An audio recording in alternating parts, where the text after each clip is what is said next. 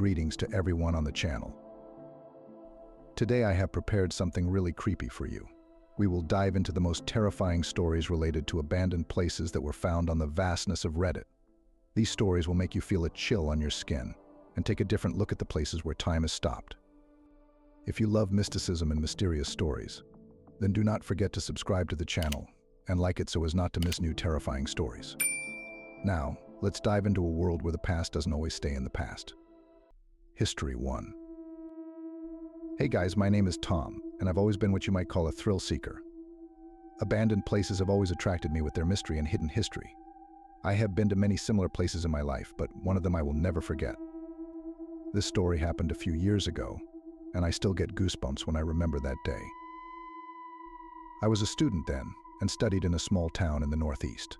Together with a few friends, we often searched for abandoned buildings or factories to explore on weekends. That day we heard rumors about the old factory, which has long been abandoned and supposedly closed to the public. People said that strange things were happening there, but that didn't stop us. We got to the factory around midnight. From the outside, it looked gloomy and menacing: high walls, windows covered with cobwebs, and a rusty roof. But this only fueled our interest. We made our way inside through a broken window and immediately felt a strange atmosphere. It seemed as if the air was heavier here than outside. The first thing we noticed inside was the silence. Not the usual night silence, but some kind of oppressive, as if the plant had died long ago, but its spirit was still hovering around. We walked through long corridors, lighting the way with flashlights. Our every step echoed in the empty workshops, and it made us shudder. After going through several rooms, we came across something strange. There was an old wooden table in one of the rooms where, apparently, the main workshop used to be.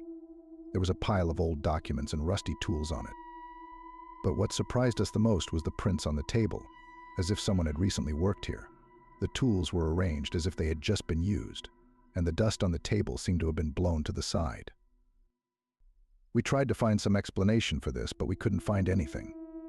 As we continued to explore, we heard strange noises, as if someone was moving in the neighboring rooms, but every time we checked, there was no one there.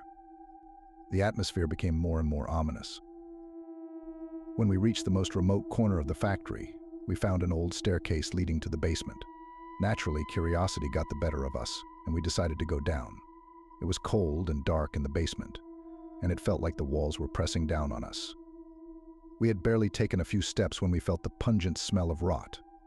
My friend pointed the flashlight at the floor, and we saw something terrible: a pile of old bones and decomposed remains that had clearly been there for several years. But that wasn't the worst part. The words "leave before it's too late" were scratched on the wall opposite us. We jumped out of there in horror and rushed back to the exit. At that moment, I felt as if someone was watching us.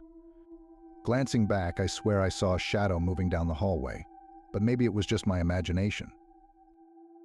We ran out of the factory and stopped only when we were already far away from it. Since then, I have never returned to the abandoned places. This story has remained in my memory forever, and I still cannot explain whether it was a figment of my imagination or the real danger that lurked within those walls. History 2. Hello everybody. My name is Sarah, and I've always been fascinated by old abandoned buildings. Their ruined walls and empty rooms seem to hold the stories of the past, and I've always wanted to find out what secrets are hidden behind these doors. But one day my infatuation led me to the most terrifying experience of my life. It happened a few years ago when I went to a small town known for its abandoned mines. The locals said that this place was cursed and that no one went there.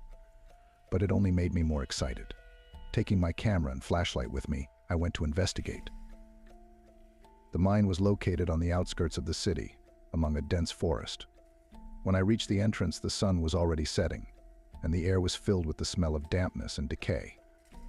The entrance to the mine was littered with debris, but I found a narrow passage through which I could get inside. It was dark as hell inside. The light of the lantern made its way through the thick gloom, illuminating the walls covered with moss and cobwebs. The mine was dead, without a single sound, and that made it even scarier. I walked through the narrow tunnels, trying not to think about getting lost.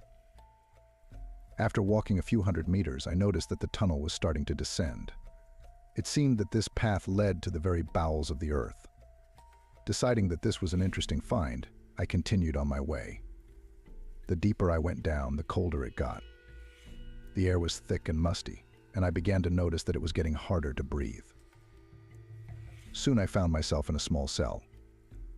The walls here were covered with strange drawings scratched into the stone. They looked like ancient symbols that I had never seen before. There was an old wooden chair in the center of the cell with a rag on it. As I got closer, I realized that these were old clothes that clearly belonged to a man. But the worst thing happened when I tried to leave the cell. I heard a rustle behind me, as if someone or something was moving on the ground. When I turned around, I didn't see anyone, but the sound didn't stop. It was getting louder, as if someone was approaching me.